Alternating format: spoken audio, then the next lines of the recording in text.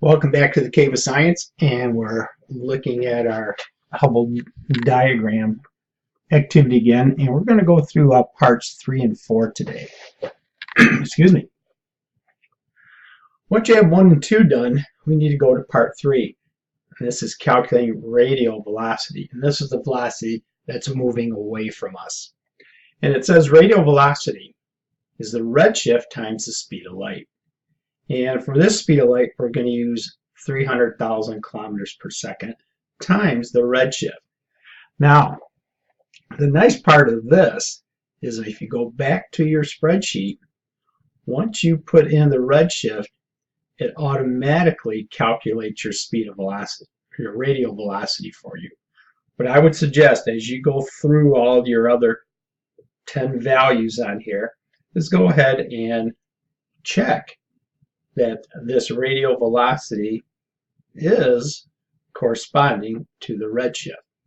Now, if we go back to this, it says radial velocity is redshift times the speed of light.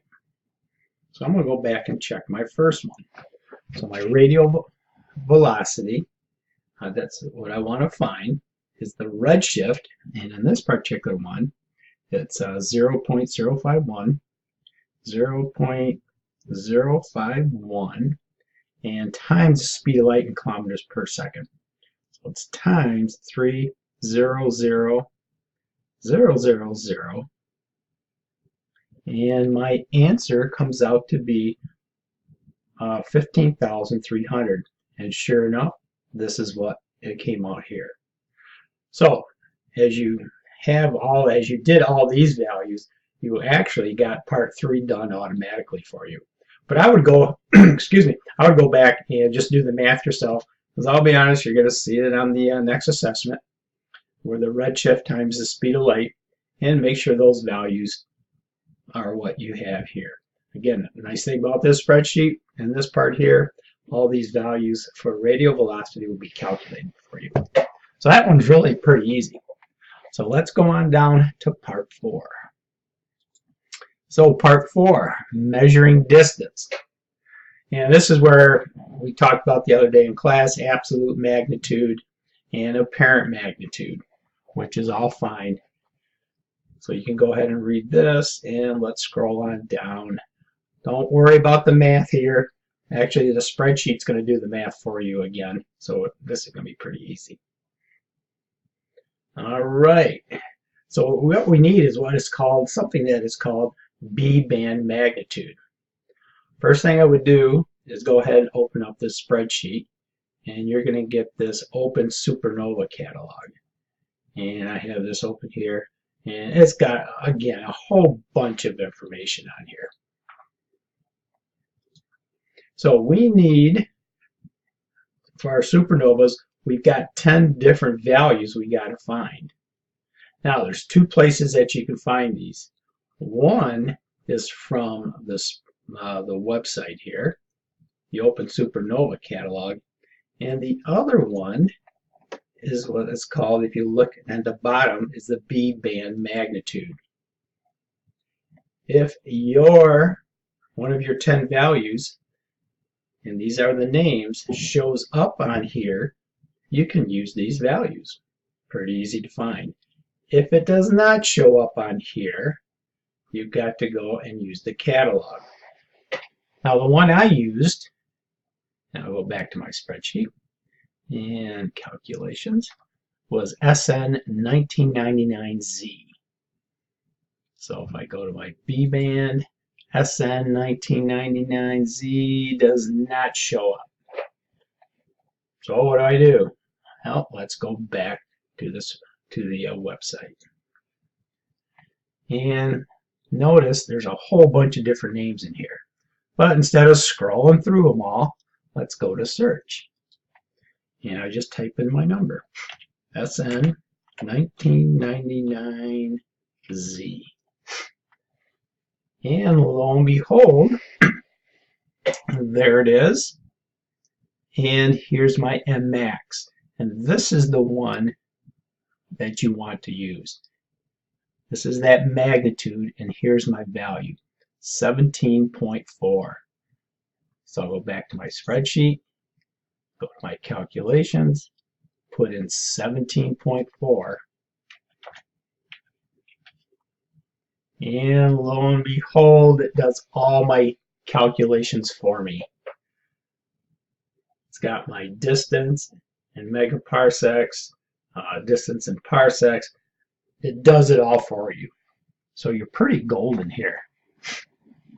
What you need to do next, you have another 9 or so different supernova names, and you have all this information here. You just go ahead and whatever your supernova name is, find this B band magnitude, type it in your calculation part of your spreadsheet, and it's automatically going to do all this for you, which is really pretty nice. Saves you a lot of work. And I'm going to scroll down here. Now it says if you cannot locate that particular one, just go back and select a new supernova. No big deal on this. And actually everything is done for you here, so which is pretty nice. They're going to ask you next to plot a Hubble diagram, and we plotted it. You can do this right into the spreadsheet. You got your spreadsheet here. I would just give yourself some room, and you can plot it down here. And what you're going to plot, the radial velocities on the y-axis against distance in megaparsecs. So I can go back to my spreadsheet, and we want radial velocity, so we're going to use these values here versus these values. And let's go back and look at this. We want the velocities on the y, megaparsecs on the x. And we've done a ton of different graphs this year. So we want, and I would just put it down here somewhere. I'm just going to put in the first couple values, distance, MPC,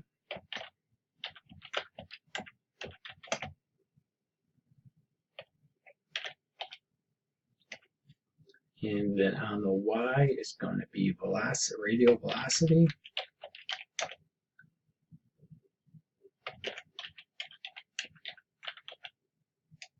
And that's kilometers per second.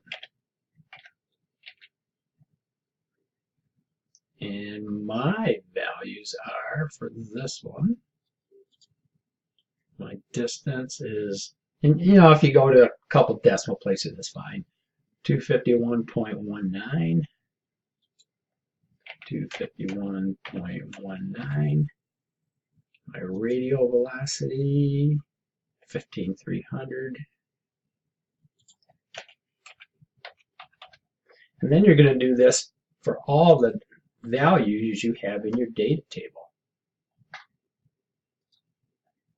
So we've got the velocities on the y and megaparsecs on the x. And remember, when we do this, we can highlight this. You're going to highlight all your values, and then you can go up the charts. And let's see if it's going to work. I've only got one value, so it's really not going to show. And you're going to want a line chart right here. And see, now I got one value. It's not going to show that value. But once you have, I guess I can plot a couple more on here. Let's put in another value on here just for grins. Let's just delete this one. Let's put in, I don't know, 250.34 and 1500. And let's go. Remember, you're going to have 10 values on here. So we can do that. We can go up to the chart. And there's my graph there. So when you do this, once you get to the chart, I can help you put your chart together. Shouldn't be too much. Shouldn't be too difficult. I'm just going to get rid of this. Delete chart. So again, you're going to have all these values are going to be automatically done for you, so which is really kind of nice. All right, once you plot that, you can pick a couple points on the line and do velocity divided by distance. And that's going to give you the rate of expansion of the universe. And there are some questions to answer. And if you want to put the questions right below in here somewhere below your graph, that's fine too. So that's pretty much it. And again, the beauty of the spreadsheet, these formulas are in here for you, so that really ought to help you put this together. So have some fun with it, and we've been working on this for a couple days, and you're going to have a couple partners on this, so it should go fairly quickly. All right, that's it.